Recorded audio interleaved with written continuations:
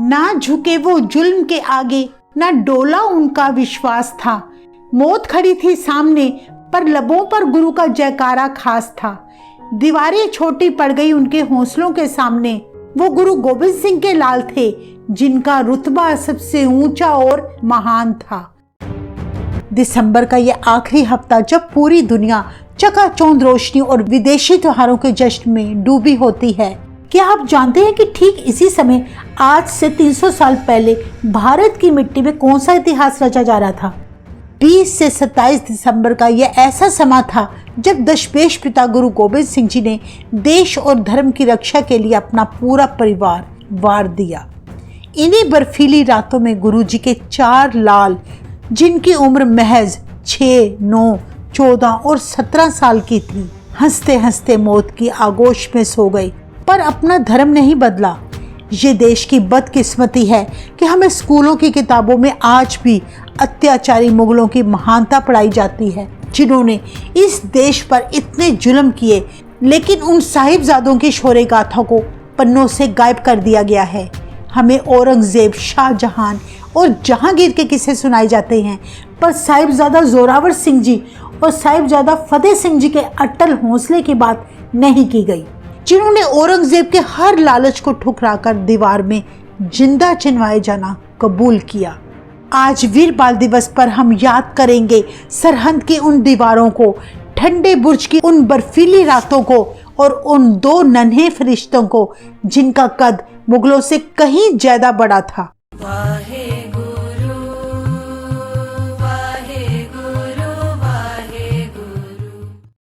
20 दिसंबर 1704 6 पो, ये वो दिन था जिस दिन गुरु गोबिंद सिंह जी को परिवार समेत अपना घर आनंदपुर साहिब का किला छोड़ना पड़ा, क्योंकि पिछले 8 महीने से औरंगजेब की लाखों की फौज और पहाड़ी राजे आनंदपुर साहिब का किला घेर कर बैठे थे। उनका लक्ष्य गुरु गोबिंद सिंह जी को पकड़ना था, पर तमाम घेराबंदी और छल के बावजूद वे गुरु साहिब जी को ना पकड़ सके। गुरु गोबिंद सिंह जी अपने परिवार और सिखों समेत आनंदपुर साहिब से चलते चलते सरसा नदी के किनारे जा पहुंचे। उस वक्त नदी में बाढ़ के कारण पानी का बहाव बहुत तेज था। ऐसे हालात में गुरुजी ने नदी पार करना ठीक ना समझा। वहीं बैठकर गुरुजी पानी कम होने का इंतजार करने लगे, पर कुछ समय बाद मुगल सेना ने पीछे से हमला बोल दिया। गुरुजी के सिख और गुरुजी के पुत्र बड़े साहिबजादे बाबा अजीत सिंह जी ने मुगलों की लाखों की फौज के साथ डटकर मुकाबला किया, लेकिन गुरुजी ने वहां तब रुकना ठीक ना समझा और अपने परिवार और सिखों को नदी पार करने का हुक्म दिया। तेज बहाव के कारण नदी पार करते समय गुरुजी के काफी सिख पानी में बह गए और गुरुजी का परिवार 3 हिस्सों में बंट गया। एक हिस्से में गुरु गोबिंद सिंह जी, 2 बड़े साहिबजादे और कुछ सिख। दूसरे हिस्से में गुरु गोबिंद सिंह जी की पत्नी माता सुंदरी जी और माता साहिब कौर जी और कुछ सिख। तीसरे हिस्से में माता गुजरी जी व 2 छोटे साहिबजादे थे। इस तरह गुरु गोबिंद सिंह जी का सारा परिवार हमेशा के लिए बिछड़ गया, जो फिर कभी ना मिल सका। गुरु गोबिंद सिंह जी की 80 वर्षीय माता गुजरी जी और उनके 2 छोटे पुत्र साहिबजादा जोरावर सिंह जी और साहिबजादा फतेह सिंह जी, जो केवल 9 और 6 साल के थे, घने जंगलों को पार करते करते सहेड़ी गांव जा पहुंचे, जहां उनकी मुलाकात गंगू ब्राह्मण से हुई, जो गुरु घर का पुराना रसोइया था। माता जी गंगू से मिलकर बड़ी खुश हुई और बोली, पुत्र तुम हमें रोपड़ की तरफ ले चलो, जहां मेरे गोविंद का काफिला है। गंगू ने कहा, माता जी अभी रोपड़ की तरफ मुगलों का कड़ा पहरा है, जब फौज हट जाएगी मैं आप सबको गुरुजी के पास छोड़ आऊंगा, तब तक आप मेरे घर में शरण लें। माता जी को गंगू पर विश्वास था, क्योंकि वे काफी सालों से उनका सेवक था, पर गंगू के मन में धोखा था। उसने रास्ते में ही माता जी के पास मोहरों की थैली देख ली। वो चाहता तो उसी वक्त गुरुजी के पास उन्हें पहुंचा सकता था, पर पैसों का लालच करके वे उन्हें अपने घर ले आया। रात को गंगू ने माताजी को भोजन कराकर सोने के लिए बिस्तर दिया। गंगू ने गुरुजी के परिवार के साथ सबसे बड़ा धोखा किया। आधी रात को माताजी के सिरहाने रखी मोहरों की थैली चुरा ली। माताजी रात को उठे हुए थे, उनको नींद कहाँ आनी थी, जिनका सारा परिवार पता नहीं कहाँ कहाँ भटक रहा था। उन्होंने रात को गंगू को चोरी करते देख लिया, पर खामोश रहे। सुबह होने पर माताजी ने गंगू से पूछा, पुत्र मेरी मोहरों की थैली नहीं मिल रही, मैं उसको अपने पास रखकर सोई थी। गंगू हैरान होकर इधर उधर झांकने लगा, बिना कुछ कहे बाहर जाकर चिल्लाने लगा, चोरी हो गई लोगों, माताजी की चोरी हो गई। तब माताजी ने गंगू को बुलाकर कहा, इस तरह शोर मचाना ठीक नहीं, तू मोहरें अपने पास रख। ये सुनकर वो बुरी तरह घबरा गया, चिढ़कर बोला, माताजी आप मेरी सेवा का अच्छा इनाम दे रहे हैं। एक तो मैंने आपको मुगलों से बचाकर अपने घर में पनाह दी, फिर आप मुझे ही चोर बता रहे हैं। तब गंगू माताजी को धमकी देते हुए बोला, अगर मुगलों को भनक भी मिल गई कि मैंने गुरुजी के परिवार को अपने घर शरण दे रखी है, वो मुझे गिरफ्तार कर लेंगे, इसलिए अच्छा यही होगा कि आप यहाँ से चले जाएं। माताजी ने गंगू का ये रवैया देखकर बड़ी हैरान हुई। उन्होंने गंगू से तब भी बड़े प्रेम से कहा, गंगू तुम्हें अगर पैसों की ज़रूरत थी तो मुझसे मांग लेते, मैं तुम्हें अवश्य दे देती, चोरी करने की क्या ज़रूरत थी। इतना सुनकर गंगू माफ़ी मांगने की बजाय और आग बबूला हो गया। उसने माताजी और दोनों साहिबजादों की खबर मोरिंडे के थाने में देकर उन्हें गिरफ्तार करवा दिया। मोरिंडे की कोतवाली में उन्हें एक रात कैद रखा गया, जहां आजकल उनकी याद में गुरुद्वारा कोतवाली साहिब सुशोभित है। अगली सुबह माता गुजरी जी व दोनों छोटे साहिबजादों को मोरिंडे से सरहंद ले जाया गया। यहाँ से शुरू हुआ 2 मासूम बच्चों और माताजी पर मुगलों का वो कहर जिसकी कल्पना मात्र से भी आत्मा तड़प उठती है। सरहंद का नवाब वजीर खां गुरु गोबिंद सिंह जी को तो कैद ना कर सका, पर उनके परिवार को अपनी कैद में देखकर बड़ा खुश हुआ। उसने हुक्म दे दिया कि उन तीनों को ठंडे बुर्ज में कैद किया जाए। ये स्थान जिसके आप दर्शन कर रहे हैं, ये वही ठंडा बुर्ज है जिसमें गुरु गोबिंद सिंह जी की 80 साल की बुजुर्ग माता गुजरी जी को और 2 छोटे साहिबजादे बाबा जोरावर सिंह जी और बाबा फतेह सिंह जी को 3 दिन तक कैद रखा गया। वजीर खान ने यह स्थान इसीलिए चुना था क्योंकि इसके पीछे एक नदी बहती थी, जिससे आने वाली तेज हवाएं दिसंबर के महीने में ठंडे बुर्ज को और ज्यादा ठंडा कर देती थी। वजीर खान ने हुक्म दे दिया कि गुरु गोबिंद सिंह जी के परिवार को भूखा प्यासा रखा जाए। अगर कोई उनकी मदद भी करेगा तो उसे सख्त से सख्त सजा दी जाएगी। इस कारण ना उन्हें भोजन दिया गया, ना ही ठंड से बचने के लिए कोई गर्म कपड़ा तक दिया गया। दादी माँ इतनी ठंड में दोनों छोटे साहिबजादों को अपनी छाती से लगाकर सुलाती रही। इतिहास में दर्ज है, मोतीराम मेहरा गुरु घर का श्रद्धालु था। वो वहाँ कैदियों के लिए भोजन पकाया करता था। जब उसे पता चला गुरु गोबिंद सिंह जी की माताजी और 2 छोटे साहिबजादे ठंडे बुर्ज में कैद हैं, तो वे बड़ा दुखी हुआ। उसने इतने सख्त पैरे के बावजूद माताजी और छोटे साहिबजादों को 2 दिन तक दूध पिलाने की सेवा निभाई। जब ये बात वजीर खां को मिली तो वो आग बबूला हो गया और मोतीराम के पूरे परिवार को कोलू में पिसवाकर शहीद कर दिया। मोतीराम की याद में ठंडे बुर्ज से 1 किलोमीटर की दूरी पर आजकल गुरुद्वारा मोतीराम सुशोभित है। यहाँ आज भी वही 2 गिलास रखे हैं जिसमें कभी साहिबजादों ने दूध पिया था। छोटे साहिबजादों को लगातार 3 दिन यानी 25, 26 और 27 दिसंबर को वजीर खां की कचहरी में पेश किया गया। पहले दिन 9 साल और 6 साल के मासूमों को वजीर खां की कचहरी में पेश किया गया।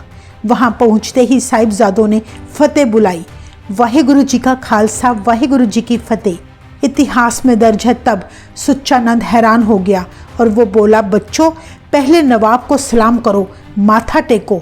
इस पर साहिबजादों ने उत्तर दिया, हम सलाम केवल अकाल पुरख प्रभु को करते हैं और माथा गुरु पिता को टेकते हैं, इसके अलावा किसी के आगे हमारा शीश नहीं झुकता। वजीर खां साहिबजादों की दिलेरी देखकर दंग रह गया। पेशी के पहले दिन वजीर खां ने साहिबजादों को इस्लाम कबूल करने के लिए कई सारे लालच दिए। उसने सोचा ये साधारण बच्चे हैं, थोड़ा सा लालच दिखाकर मान जाएंगे, पर वे नहीं जानता था कि ये कोई आम बच्चे नहीं बल्कि दशमेश पिता गुरु गोबिंद सिंह जी के लाल हैं, जो किसी जुल्म के आगे नहीं झुकते। इस तरह पहले दिन की पेशी खत्म होते ही साहिबजादों को माता गुजरी जी के पास ठंडे बुर्ज में भेज दिया गया। माता गुजरी जी अपने पोतों की दिलेरी भरी बातें सुनकर बड़ी खुश हुई और बोली, शाबाश बच्चों, आज तुमने अपने दादा गुरु तेग बहादुर जी और पिता गुरु गोबिंद सिंह जी की शान को बढ़ाया है। पहले दिन साहिबजादे वजीर खां के आगे झुके नहीं, इसीलिए मुगलों ने वजीर खां के आगे झुकाने की एक तरकीब बनाई। उन्होंने कचहरी का मेन गेट बंद करके एक छोटी खिड़की खोल दी ताकि साहिबजादों को कचहरी में प्रवेश करने के लिए वजीर खां को सिर झुकाकर अंदर आना पड़े। लेकिन गुरु गोबिंद सिंह जी के लालों ने कचहरी में प्रवेश करते समय पहले अपने चरण अंदर डाले, फिर शीश लंघाया। साहिबजादों के इस व्यवहार से वजीर खां और तिल मिला उठा। अब वे साहिबजादों को लालच देने के साथ साथ डरावे भी देने लगे ताकि वो डर कर इस्लाम कबूल कर ले। वजीर खां ने कहा, बच्चों तुम इस्लाम धर्म अपना लो, हम तुम्हें जिंदा छोड़ देंगे। इस पर साहिबजादों ने उत्तर दिया, वजीर खां मुसलमान बनकर भी तो हमें एक दिन मरना ही है, फिर हम अपना धर्म क्यों छोड़े? क्या मुसलमान होकर तेरी मौत नहीं आनी? तुम हमें जन्नत की हूरों का लालच देते हो, हमारे घर की मर्यादा बेगम नहीं मौत है। तब मुगलों को ऐसा लगा जैसे किसी सांप ने उन्हें डंक मार लिया हो।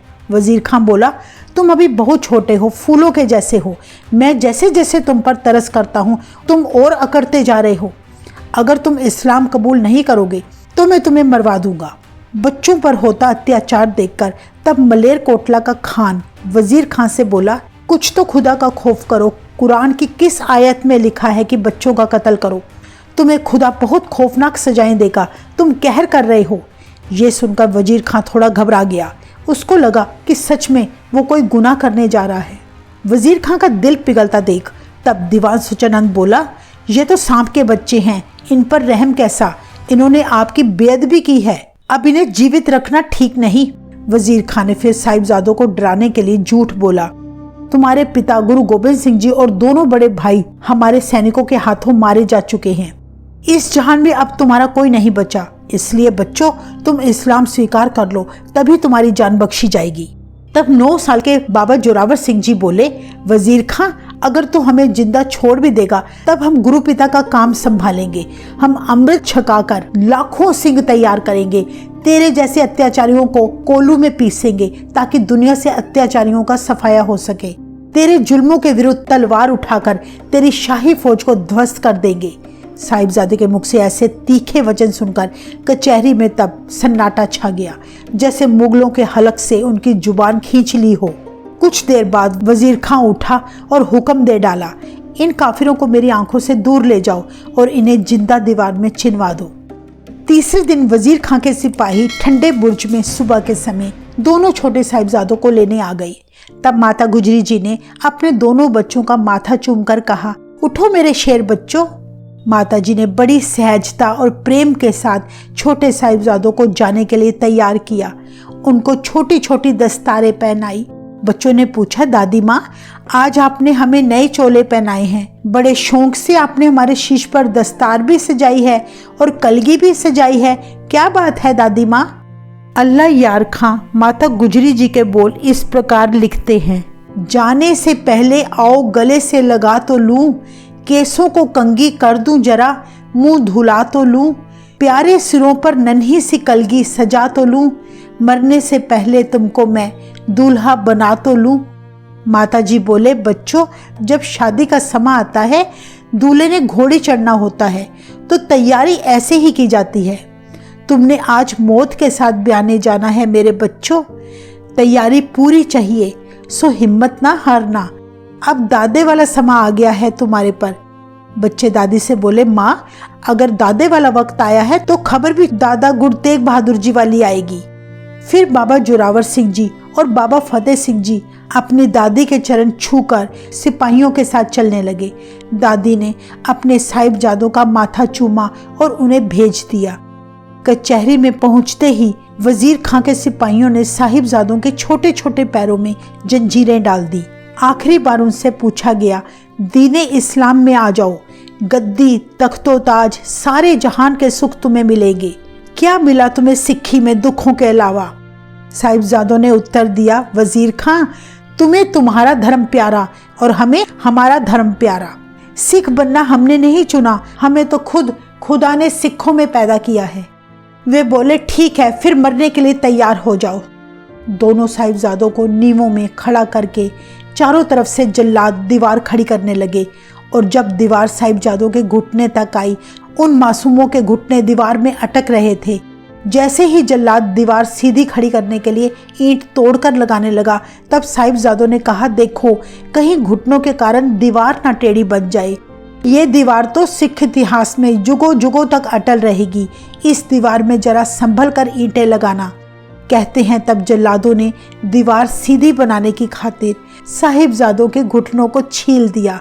उन मासूमों के खून से धरती लाल हो उठी, पर साहिबजादों ने जुबान से सी तक ना किया, बल्कि निरंतर जपजी साहिब का पाठ करते रहे।